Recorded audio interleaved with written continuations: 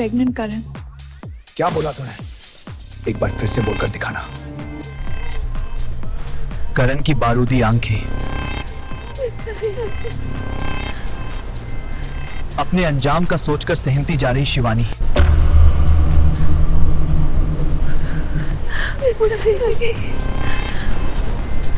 तू मुझसे वो मांग रही है जिसका नाम मैंने कभी नहीं सुना था। नहीं करण, नहीं।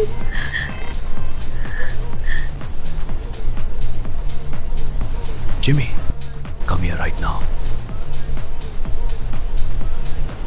आज की सुबह का अंजाम शायद अपने साथ किसी की मौत का पैगाम लेकर आया था।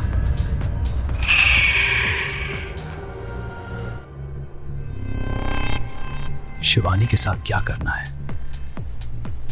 ये तुम्हें अच्छे से मालूम है जिमी।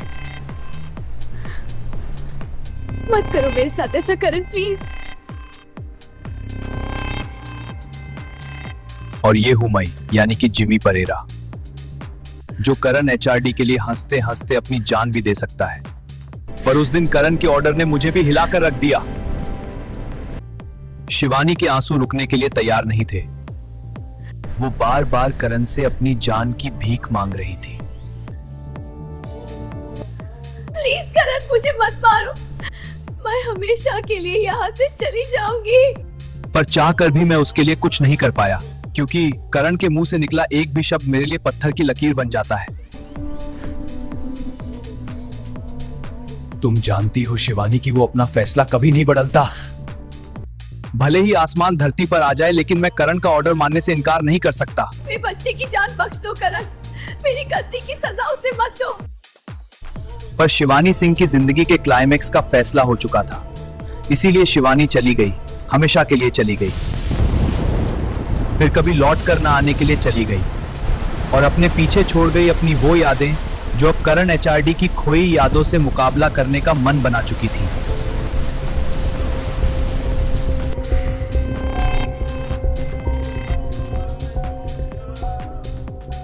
शिवानी के जाने के बाद इस जगह पर एक अजीब सी खामोशी पसर गई, जिसे चीरने के लिए यहां बस एक ही आवाज गूंजती सुनाई दे रही थी। मैं तुमसे बहुत प्यार करती हूँ करण।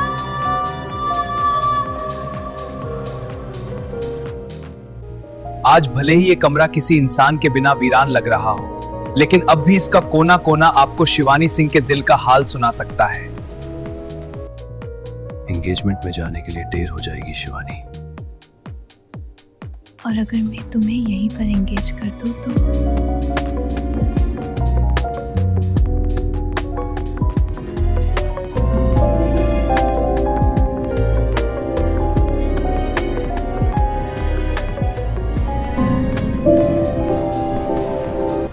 तुम मेरा घर से बाहर जाना बंद करवाना चाहती हो क्या? अगर शिवानी घर पर है तो तुम बाहर जाकर क्या करोगे? I love you Karan. Thank you Karan, मेरी जिंदगी में आने के लिए और मुझसे इतना प्यार करने के लिए। तुम प्लीज कभी मुझसे नाराज मत होना। पर शिवानी की ये आवाज इन्हीं हवाओं में दबकर रह गई, क्योंकि जिस ऑक्सीजन में करण एचआरडी सांस लेता था, उसमें केवल जुल्म और खून की पुकार ही सुनाई देती थी। और करण को भी यही पसंद था। करण के उसूलों की गाड़ी बस दो ही रास्तों पर भागती थी, दिन में सफेद चंदा और रात में काला धंधा। और आज उसे ऐसे ही एक चंदे की वसूली करनी थी। आज इस जहाज पर दुनिया भर के बड़े बड़े डायमंड स्मगलर्स की मीटिंग चल रही थी, जिनके मुताबिक करण एचआरडी उनका कुछ नहीं बिगाड़ सकता था। Starting today, we are moving our cargo on this ship. This vessel is ours now. We don't fear Karan HRD. He can't touch us. दिन के वक्त करण एचआरडी को साफ सुथरी सफेदी के साथ जीना अच्छा लगता था, इसलिए उसके यहाँ पहुंचने से पहले ही उसके आदमियों ने रंग बिखेरने वाले सारे काम खत्म कर दिए।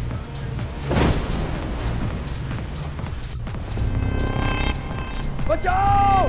बचाओ! मुझे मत मारो! लियाकत खान, करण का पुराना मुलाजिम। जाने दो मुझे, मैं अभी मरना नहीं चाहता।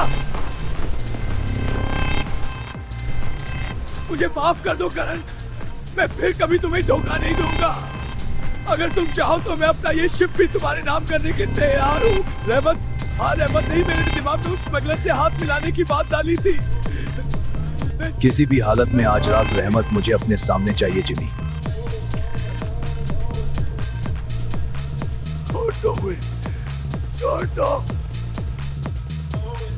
सफेद उजाले में मैं किसी को नहीं मारता, इसलिए इसे खुद ही मरना होगा। करण ने लियाकत को मारा नहीं, पर अपने पैरालाइज शरीर के साथ इस शिप पर वो अकेले कब तक जिंदा रह पाता।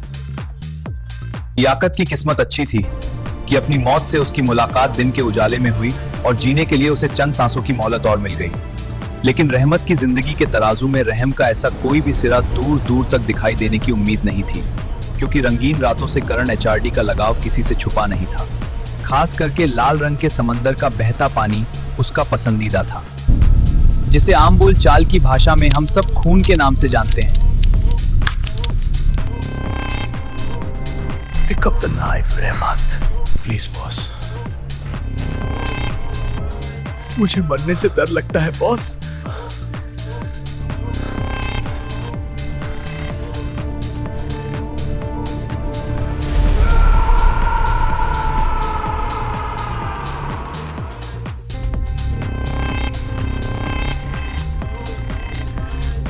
उस दिन के बाद से अगले कई दिनों तक करण घर नहीं आया।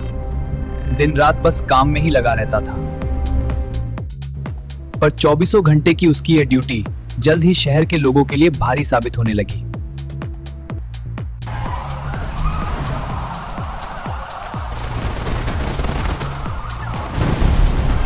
जिसके ऊपर दहशत के चाबुक ने अपना असर दिखा दिया। अब बोल नारायण, क्या फैसला किया? तुम जहां बोलोगे मैं साइन करने के लिए रेडी हूं करण। वो तो बच गया, लेकिन जिसे गुलामी की जंजीरों की सूली पर लटकना मंजूर नहीं था, वो अपनी जान से गया। ना कोई इमोशन, ना किसी के लिए दिल में जरा सा भी दर्द। इतने दिनों से तेरे घर ना आने की वजह कहीं शिवानी तो नहीं? उस इंसान को जैसे कभी कुछ महसूस होता ही नहीं था। वो लड़की मेरी रातों को सुकून पहुंचाने का एक जरिया भर थी। मेरे एक इशारे पर मेरी रातों को रोशन करने के लिए लड़कियों की लाइन लग जाती है।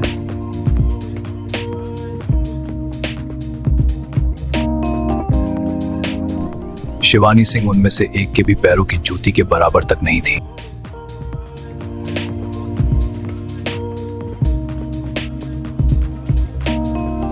करण एचआरडी को गुलामी करने की नहीं बल्कि गुलाम बनाने की आदत है।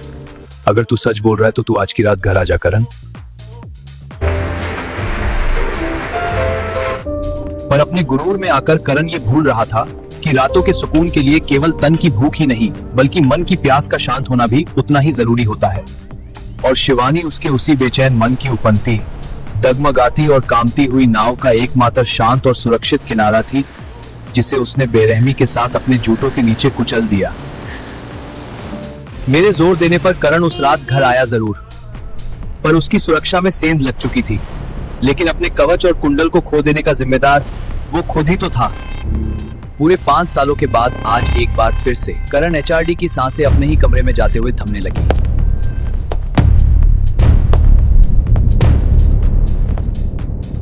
वो आवाजें कभी मुझे चैन से सोने नहीं देती शिवानी। अब जब तक मैं हूँ तब तक कोई तुम्हारी नींद खराब नहीं कर सकता करण।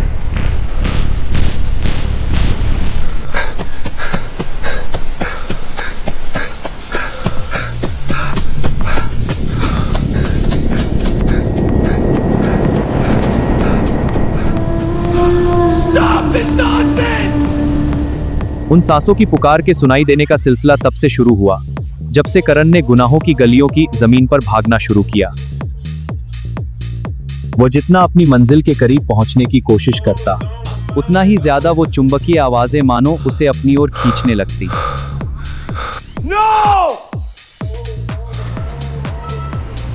फिर भी वो कभी रुका नहीं। लेकिन उसकी उस जिद ने मानो उसके दिन रात का सुकून ही खत्म करके रख दिया। फिर से वही सपने? मेरे ख्याल से तुझे एक पार्टनर की जरूरत है करण। पार्टनर से मेरा मतलब लाइफ पार्टनर से था। मुझे किसी भी हालत में करण को उस दलदल से बाहर निकालना था, जिसके लिए शायद इससे बेहतर दूसरा कोई तरीका नहीं हो सकता था। लाइफ में एक लड़की की एंट्री से उसकी जिंदगी का नक्शा बदलने के पूरे चांसेस थे। उन सपनों और आवाजों के साथ साथ खून खराबे की उसकी दुकान पर भी हमेशा के लिए ताला लग सकता था। भूल कर भी जिमी की बातों को सीरियसली मत लेना करण। तुझे मालूम है कि ना तो तू किसी रिश्ते के लिए बना है और ना ही तेरी किस्मत में कोई रिश्ता लिखा है। लेकिन शायद उस वक्त ऊपर वाले की नींद ठीक से खुल नहीं पाई थी, तभी तो बिना सोचे समझे उसने एक साथ हम दोनों की बात मान ली, पर उसके साथ अपनी मर्जी का टैग भी ऐड कर दिया, जिसका नाम था शिवानी सिंह। सरकारी रास्ता भी इन लोगों को बाप का माल नजर आता है। जिमी, करण ने आज तक केवल 2 ही लोगों को सड़क से उठाकर अपनी घर में पनाह दी थी, जिसमें पहला नाम मेरा था और दूसरे नंबर पर अब शिवानी सिंह का कब्जा हो चुका था। शिवानी की हालत देखकर वो उसे घर तो ले आया, पर उससे ज्यादा किसी भी तरह के इमोशनल सपोर्ट की करण एचआरडी से उम्मीद रखना बेकार था, क्योंकि ये सारी बातें उसकी समझ आती ही नहीं थी। क्या कहा डॉक्टर ने? काफी स्ट्रेस में है, 2-3 दिन से शायद ठीक से कुछ खाया भी नहीं है। मे बी किसी मेंटल शॉक से गुजरी हो। ठीक होने में हफ्ता भर लग जाएगा। 1 हफ्ते का टाइम दे रहा हूं जिमी, जल्दी से उसे ठीक करके यहां से चलता करो। वैसे ही मुझे रातों को नींद नहीं आती, सिर पर एक और मुसीबत नहीं चाहिए। पर अभी उसे मालूम ही कहां था कि जिसे वो अपने सिर की प्रॉब्लम समझ रहा था, वही उसकी जिंदगी की बिगेस्ट प्रॉब्लम का सलूशन बनकर इस घर में आई थी। और उस रात करण कुछ इस तरह से इत्मीनान के साथ सोया, मानो भूख से बिलबिलाते किसी भिखारी को खाने के लिए पकवानों से भरी थाली मिल गई हो।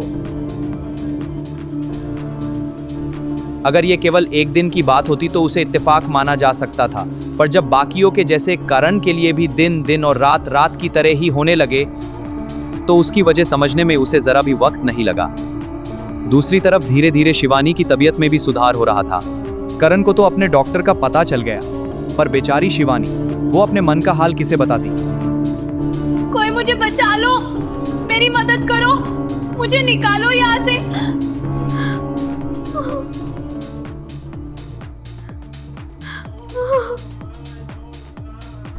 मैं क्या करूं?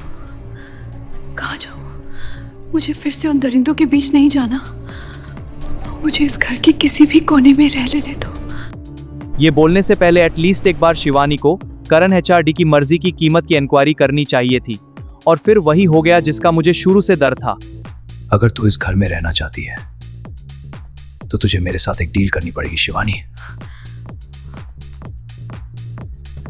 मुझे तू चाहिए।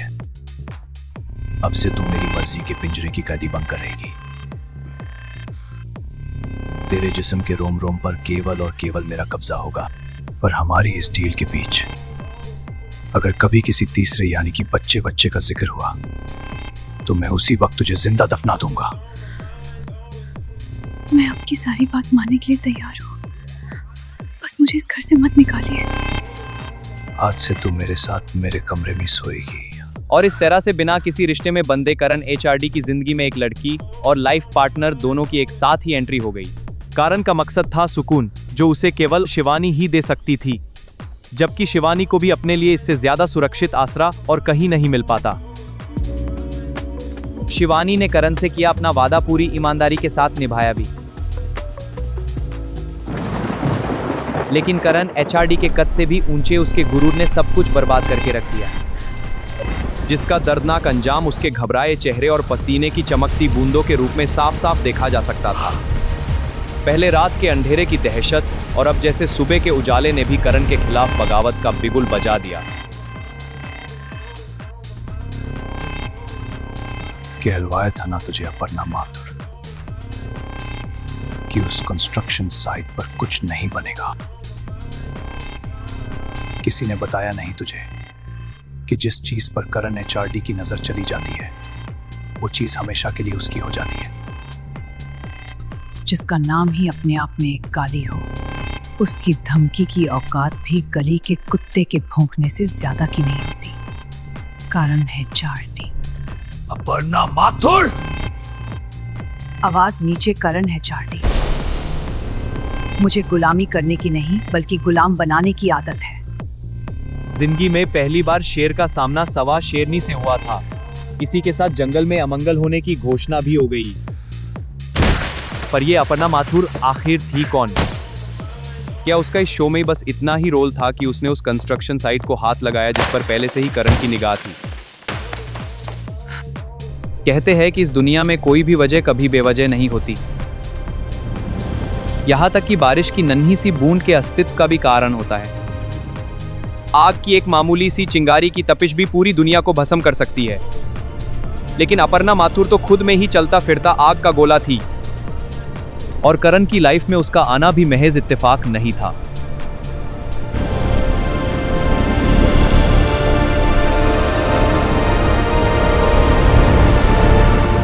साल पिछले 30 सालों से मेरी जिंदगी कांटों का बिस्तर बनी हुई थी। अपने मासूम बच्चे की एक आवाज तक सुनना नसीब नहीं हुआ मुझे। हमारी औलाद की जिंदगी का खून किया है तुमने। मेरे प्यार, भरोसे, खुशियां और मेरे साथ किए उन वादों, इन सब के कातिल हो तुम। और मेरे मातम की अर्थी पर तुमने अपनी खुशियों की दुनिया आबाद भी कर ली। लेकिन मैं ऐसा हरगिज नहीं होने दूंगी, ये कभी नहीं होगा। अब ये अपर्णा माथुर तुम्हारी और तुम्हारे बेटे दोनों की तबाही की वजह बनकर ही रहेगी, ये तुम याद रखना। इसका मतलब साफ था कि करण की पहचान के राज का कोई ना कोई सिरा अपर्णा माथुर के सीने में दबा हुआ था। उधर करण की जिंदगी एक बार फिर से उसी पुराने चक्रव्यूह से घिरने लगी।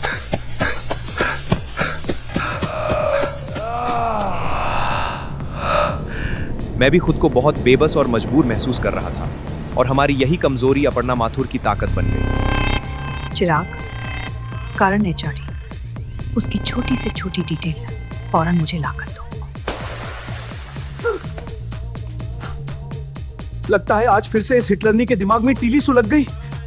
ओह गॉड, अपनी बहादुरी का झंडा ऊंचा करने के लिए इसे पूरी दुनिया में वो करण एचआरडी ही नजर आया।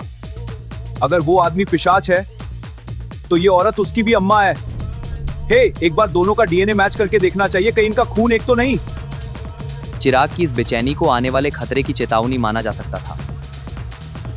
अपर्णा 24/7 बस एक ही काम में लगी थी, करण को अपने शिकंजे में कसने का कोई मौका वो हाथ से जाने नहीं देना चाहती थी। लेकिन जो असंभव था वो संभव होता भी तो कैसे? सब कुछ करके देख लिया, पर कुछ गलत नहीं मिला।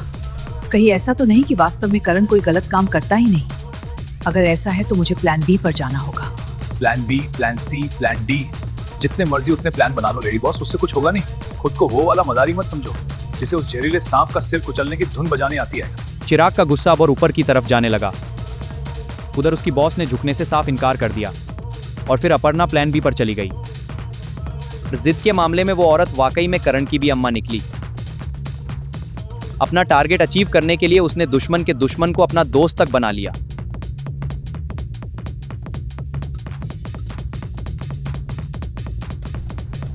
मुझे मालूम था मेरी हेल्प के बिना इस लड़ाई में तुम कभी आगे नहीं बढ़ पाओगी। क्या क्या जानते हो तुम उसके बारे में?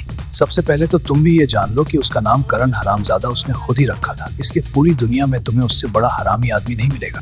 हरामी की औलाद हरामजादा ही तो कहलाएगी। तुम मेरा साथ क्यों देना चाहते हो? क्या तुम्हें उसका खौफ नहीं है? करण ने पलक झपकते ही मुझे आसमान की ऊंचाइयों से जमीन पर पहुंचा दिया, इसलिए मैंने भी उसके लिए प्रदीप सावंत की जगह सुअर की औलाद बनने का फैसला कर लिया। लेकिन अगर कहीं तुम्हारे इस फैसले की खबर करण को लग गई तो? अपने बच बिकलने की सुरंग मैं पहले से ही तैयार करके आया हूँ। तुम्हारी मौत की सुरंग तो अब मैं तैयार करूंगी करण। इसलिए तुम्हें मेरी नहीं बल्कि अपनी चिंता करनी चाहिए अपर्णा माथुर, क्योंकि वो कोई मामूली सांप नहीं बल्कि अजगर है, अजगर जो अपने शिकार को सीधा निकल जाता है। बाप रे, अपने लिए सुरंग और हमारे लिए कफन संभल कर चिरागी दोनों तेरी चिता में आग लगा कर ही मानेंगे। ओ माँ काली, अब तू ही कर मेरी रखवाली। तो अब मैं चलता हूँ, तुम बिल्कुल भी चिंता मत करना। मेरे यहाँ आने से पहले ही मेरे आदमियों ने करण को चोट देने का काम शुरू कर दिया था। लेकिन एक राक्षस के सामने अपनी ही जान की बलि देने से पहले कम से कम एक बार प्रदीप सावंत को खान की आत्मा से बात कर लेनी चाहिए थी। वो क्यों, कब, कहां, किसको और कैसे मारेगा, ये उसके अलावा और कोई नहीं बता सकता। और कुछ नहीं तो एक सेकंड के लिए अपने ही दिल पर हाथ रख लिया होता। तुम जहां बोलोगे मैं साइन करने के लिए रेडी हूँ करण। फिर भी मैंने उसे अपनी तरफ से समझाने की काफी कोशिश की, पर अपनी ही सोच में उछलते जा रहे उस आदमी ने खुद के सिर पर नाच रही मौत को देखने से साफ इनकार कर दिया। तू जानता है ना सावंत की वो बारूद है, तो फिर जाकर कह दे अपने उस बारूद से, इस बार धमाका मैं करूंगा। मुझे पहले से ही अंदाजा था कि इस बात के कारण तक पहुंचने का अंजाम कितना खतरनाक होता, इसलिए सावंत के इनकार के बावजूद मैंने अपने कदम पीछे नहीं लिए। लेकिन अपर्णा माथुर ने मार्केट रेट से डबल प्राइस पर इस लैंड को क्यों खरीदा, जबकि सबको मालूम था कि उस लैंड में करण एचआरडी इंटरेस्टेड था। ये औरत जानबूझकर करण को अपना दुश्मन क्यों बना रही है? हाँ बोलो विवेक। बैड न्यूज जिमी, सावन ने अपर्णा माथुर को करण सर के सारे गोडाउन्स का एड्रेस दे दिया है। करण को इसकी खबर हरगिज नहीं होनी चाहिए, अदरवाइज वो सावंत और अपर्णा दोनों की कबर एक साथ ही खोद देगा। पर उन दोनों बेवकूफों को उनके ही भविष्य के इस आईने के सामने लेकर आना नामुमकिन था। करण ने कभी भी अपने गलत और सही धंधे मिक्स नहीं किए। यही वजह थी कि अपनी सारी कोशिशों के बावजूद पहली बार में अपर्णा के हाथ कुछ नहीं लगा। पर सावंत हमारे काम के बारे में काफी कुछ जानता था, जिसका इस बार अपर्णा ने पूरा फायदा भी उठाया।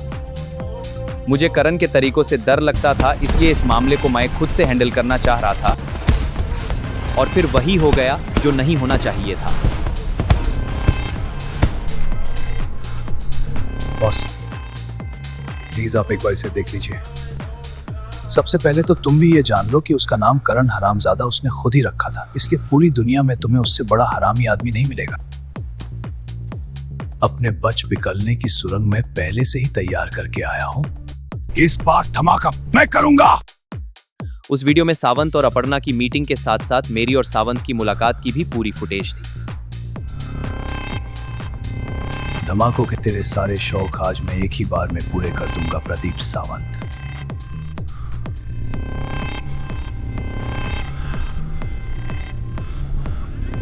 बात इतनी आगे जा चुकी थी कि अब करण को रोक पाना मेरे भी बस से बाहर हो गया।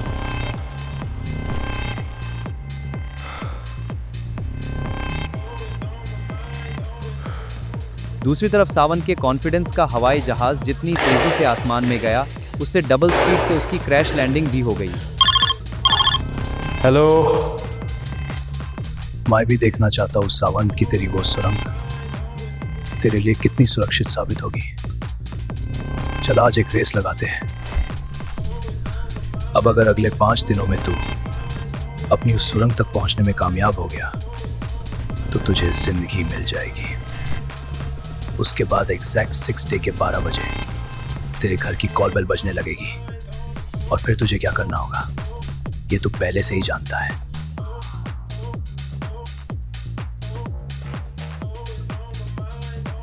करण एचआरडी के हाथों मरने से अब तुझे कोई नहीं बचा सकता सावंत। तू पूरी तरह से मौत के झूले में झूल रहा है। इसके बाद अगला नंबर तेरा ही होगा अपर्णा माथुर, क्योंकि करण एचआरडी दुश्मनी में इंसान को नहीं केवल अपने दुश्मन को देखता है। लेकिन क्या अपर्णा वाकई में करण की दुश्मन थी? धागों का ये पारदर्शी जाल भले ही सामने से नजर न आ रहा हो, पर कहीं इसी का आखिरी सिरा करण की उलझन के सुलझने की मंजिल तो नहीं था। प्रदीप सावंत को समझ आ गया कि 5 दिन का वो वक्त असल में ही उसे कहीं भागने या छुपने के लिए नहीं, बल्कि एक आखिरी बार अपनी जिंदगी के आखिरी पलों को जी भरकर जी लेने के लिए दिया गया था। करण ने सावंत को उसकी बनाई सुरंग तक पहुंचने के लिए वक्त तो दिया, पर मौका नहीं, और इसी के साथ चूहे बिल्ली के बीच का गेम शुरू हो गया। अपनी जान बचाने की सावंत ने भरपूर कोशिश की, पर यह तो वो भी जानता था कि करण एचआरडी नाम के खूनी बाज के पंजे की गिरफ्त से बच निकलने की सोचना भी बेवकूफी थी। उसने बहादुरी वाले तमाम दावों को अपने दिमाग से निकाल दिया। सावंत पूरी तरह से करण की नजरों के दायरे में घिरा हुआ था।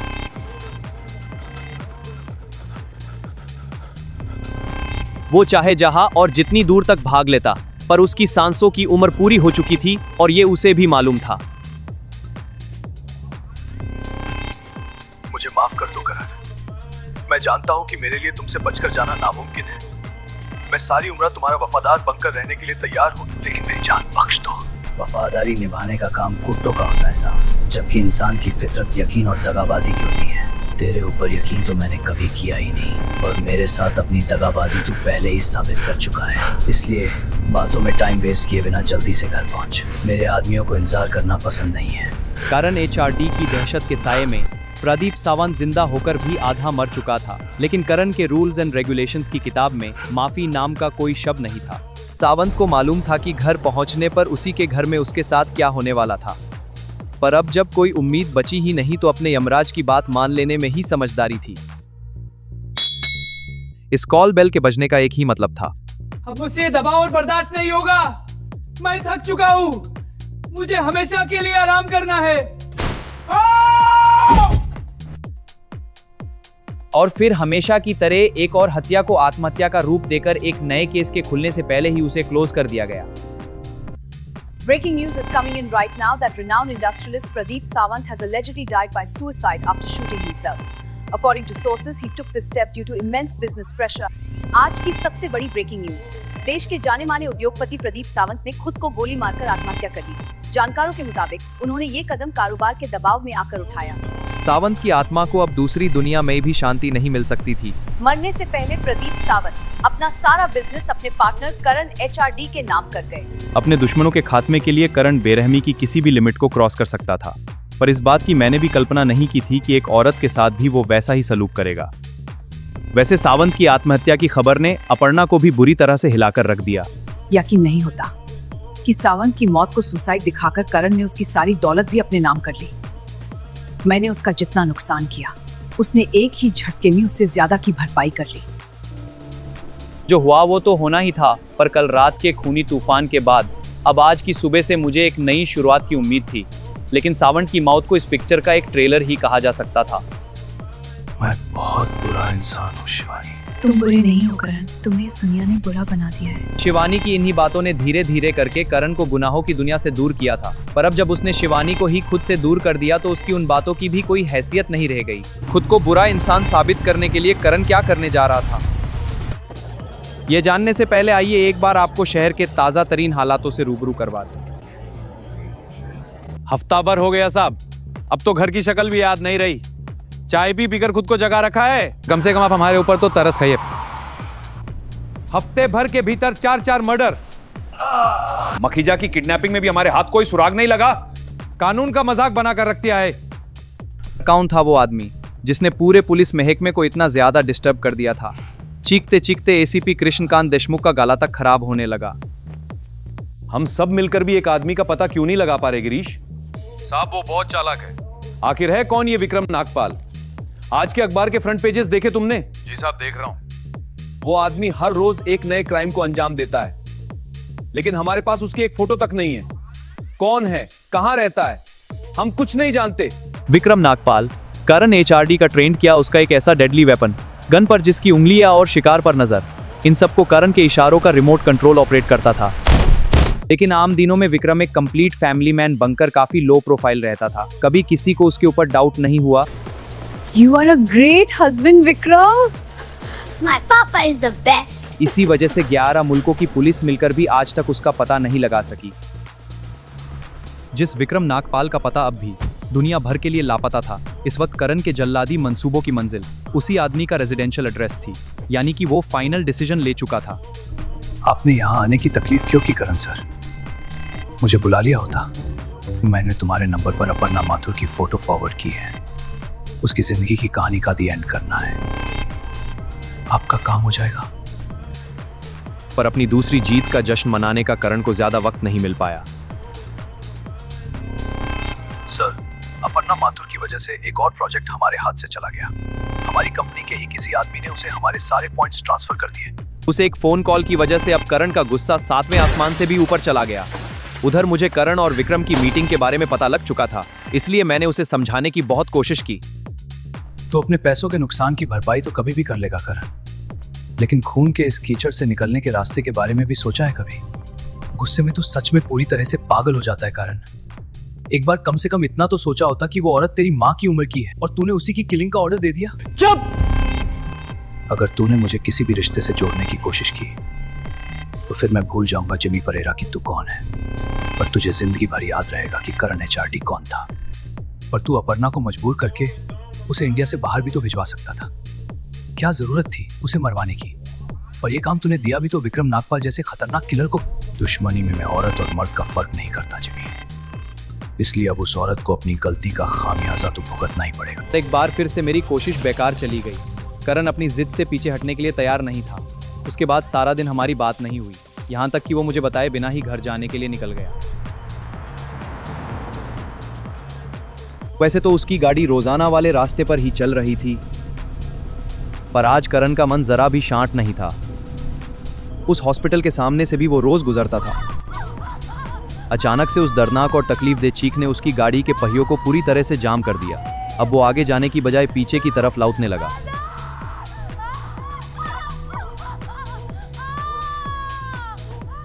और किसी चुंबक की तरह करण के कदम उस आवाज की तरफ खींचते चले गए। हॉस्पिटल में कब्रिस्तान वाली खामोशी थी, पर करण ने उस सस्पेंसफुल माहौल की ओर देखा तक नहीं। उससे उस औरत की तकलीफ बर्दाश्त नहीं हो रही थी। क्या बात है? करण उन सिसकियों के घेरे से खुद को आजाद नहीं करा पाया। कैसी आवाज है ये? कौन है ये औरत? वो इतनी जोर जोर से रो क्यों रही है? और ये कैसा हॉस्पिटल है? कोई उसकी मदद क्यों नहीं करता? पिछले 30 सालों से इस हॉस्पिटल में किसी की कोई आवाज नहीं आती, फिर हम मदद किसकी करें? सालों पहले बहुत रोई थी वो, पर अब उसके आंसू पूरी तरह से सूख चुके हैं। यह सुनकर करण के पैरों के नीचे की जमीन ही खिसक गई, क्योंकि उसके कानों में तो अब भी वो चीखें गूंज रही थी। मेरा बच्चा। फिर तो जिस रास्ते से करण इस हॉस्पिटल में आया था, पूरी स्पीड के साथ उसी रास्ते से वापस लौट गया, जिसकी वजह घबराहट या अंधविश्वास नहीं, बल्कि कुछ और ही थी जिसे वो खुद भी समझ नहीं पाया। उसने उस आवाज से दूर निकल जाने की हर संभव कोशिश की, पर जब उस औरत की गुहार का मकसद ही करण के कानों तक पहुंचना था, तो फिर वो उन सिसकियों को अपने पीछे आने से कैसे रोक पाता? मत छीनो मेरे जीने की आखिरी वजह, मेरा बच्चा। ये मुझे क्या हो रहा है? आज से पहले मेरे साथ ऐसा कभी नहीं हुआ। उस औरत की सिसकियों ने मुझे इतना परेशान क्यों कर दिया? जिंदगी में पहली बार मैं खुद में इस तरह का बदलाव महसूस कर रहा हूँ, जबकि मैं तो उस औरत को जानता तक नहीं हूँ।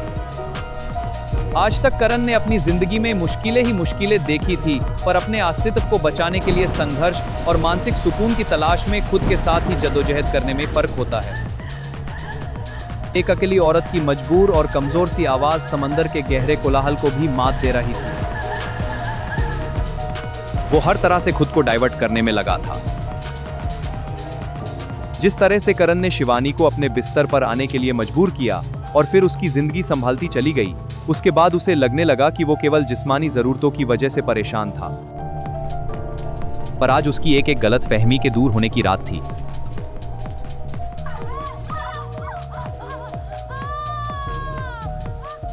वो आवाजें करण की तलाश में यहां भी पहुंच गई, लेकिन क्यों और कैसे? सबर की सीमा के इम्तिहान में करण एक बार फिर से फेल हो गया और उसकी आंखों में वही पुराना वाला जानलेवा गुस्सा तैरने लगा। कौन है तू? मुझे सुकून चाहिए था, लेकिन तूने मुझे यहाँ भी अकेला नहीं रहने दिया। आखिर तू मुझसे चाहती क्या है? क्यों मुझे पागल बना रही है? बता, प्रॉब्लम क्या है तेरी? रो रो कर मेरे दोनों कान खराब कर दिए। दहशत से भरी करण एचआरडी की जल्लादी आंखों और उस गरजदार आवाज का मतलब किस लिमिट तक खतरनाक हो सकता था, ये किसी से छुपा नहीं था। ये तुम क्या बोल रहे हो करण? मैं निशा हूँ और मैं रो नहीं रही। निशा ने करण को अपनी सफाई देने की काफी कोशिश की, पर उसका दिमाग जैसे उसके बस में था ही नहीं।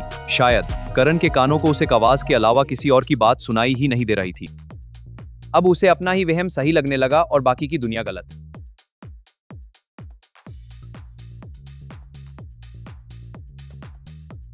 दिल बहलाने वाले पुराने सारे हथियार बेकार साबित होने लगे। सुकून की तलाश करण के लिए ये शब्द कभी ना खत्म होने वाले सफर में बदल गए। बात अब केवल उसे एक आवाज के सुनाई देने की नहीं थी। करण को अपने सपनों में हमेशा ही किसी आदमी की धुंधली सी तस्वीर दिखाई देती थी। उसे हमेशा ही महसूस हुआ जैसे वो आदमी अपनी जान बचाने के लिए भागते हुए उसके पास आ रहा हो, और आखिर में वो आदमी खुद ही उसके करीब पहुंच गया। अभी करण स्विमिंग पूल के दूसरे एंड पर जा ही रहा था कि तभी पूल के इस साइड में जबरदस्त हलचल होने लगी, क्योंकि अब वो आदमी भी उसी स्विमिंग पूल में मौजूद था। पर वो यहाँ करण से मिलने नहीं आया था। खुद को बचाने के लिए उस आदमी का संघर्ष अब पूल के भीतर चलने लगा। पानी की उस अशांति को देखकर ऐसा लगा मानो पूल के अंदर सुनामी आ गई हो। उसका पीछा करने वाले लोग यहाँ पर भी आ गए। करण ने उस तक पहुंचने की बहुत कोशिश की, पर इतने सालों में शायद वो आदमी किसी भी तरह की मदद मिलने की उम्मीद को पूरी तरह से खो चुका था और इसीलिए उसने एक बार भी करण की तरफ नहीं देखा। करण के चेहरे से सारे भाव गायब हो चुके थे। पर यह तो केवल आज की रात का ट्रेलर ही था, पूरी पिक्चर देखना अब भी बाकी था। अपने बुरे से बुरे सपने में भी करण ने कभी इतनी क्रूर और संगदिल रात का सपना नहीं देखा होगा। ऐसा लग रहा था जैसे उसके लिए रहम की सारी गुंजाइश को पहले से ही खत्म कर दिया गया हो।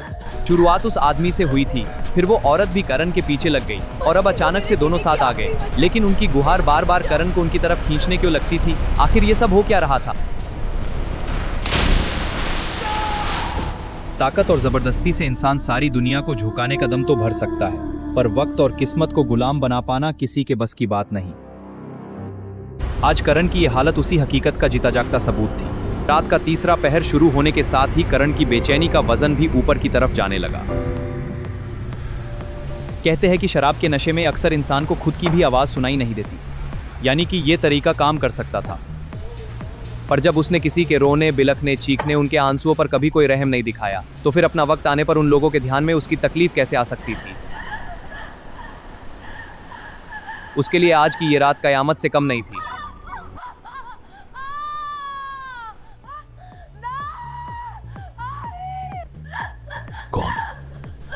कौन है इस कमरे में? कौन हो तुम जो भी हो सामने आकर मुझसे बात करो। मत छीनो मेरे जीने की आखिरी वजह, मेरा बच्चा। प्लीज करण, मुझे मत मारो। इस समय उस कमरे का जो नजारा था, उस पर यकीन कर पाना करण के लिए नामुमकिन से कम नहीं था। मेरा बच्चा। नहीं करण, मुझे मरने से डर लगता है। किस तरह की आवाजें हैं? कौन है यहाँ?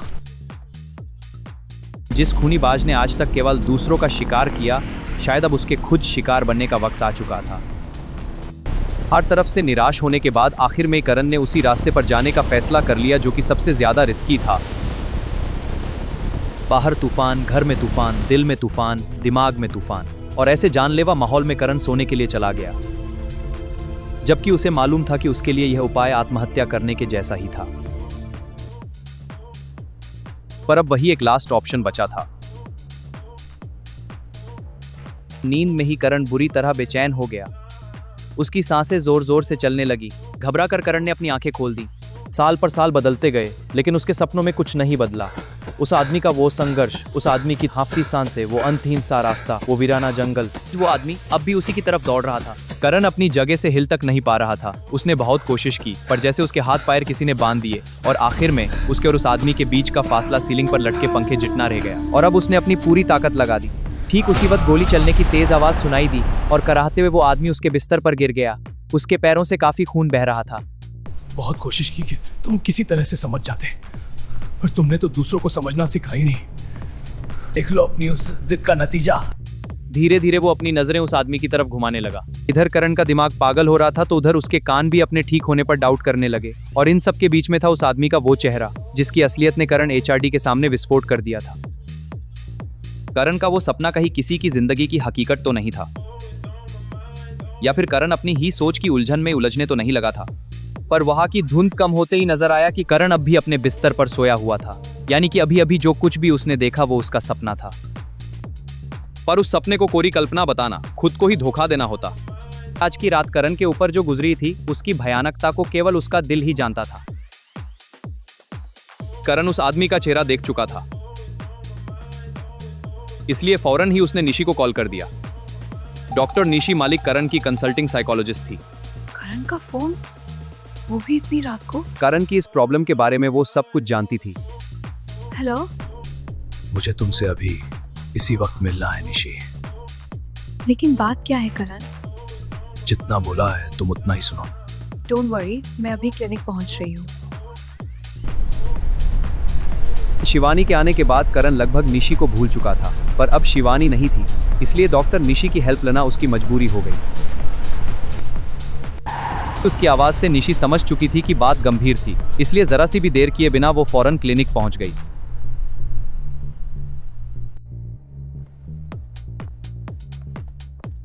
Are you okay, करण?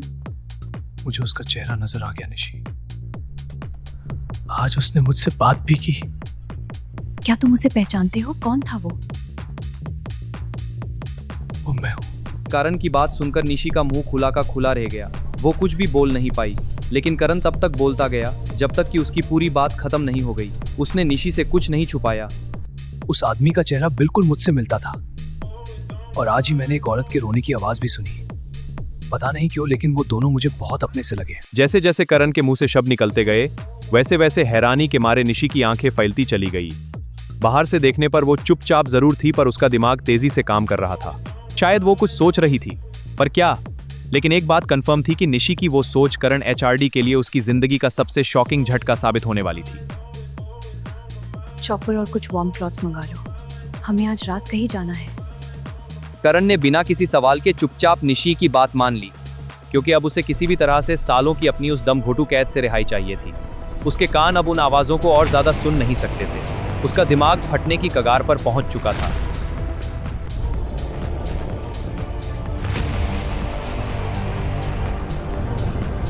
लेकिन जैसे ही फिक्स जगह पर जाकर हेलीकॉप्टर रुका तो वहां के नजारे ने करण के होश ही गायब कर दिए, क्योंकि ये तो कोई और ही दुनिया लग रही थी। ये मुझे कहाँ ले आई निशी? तुम्हारे सपनों की दुनिया की हकीकत का राज केवल यहीं पर खुल सकता है करण।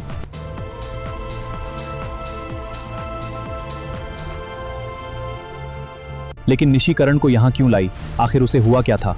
कौन था वो आदमी और वो औरत कौन थी? करण को वो दोनों अपने से क्यों लगे? उस आदमी ने करण से जो भी बातें कहीं, उसका क्या मतलब था? इन सारे सवालों के जवाब आपको मिलेंगे सस्पेंस और थ्रिल से भरपूर हमारे इस साइंस फिक्शन शो पहचान के अगले एपिसोड में।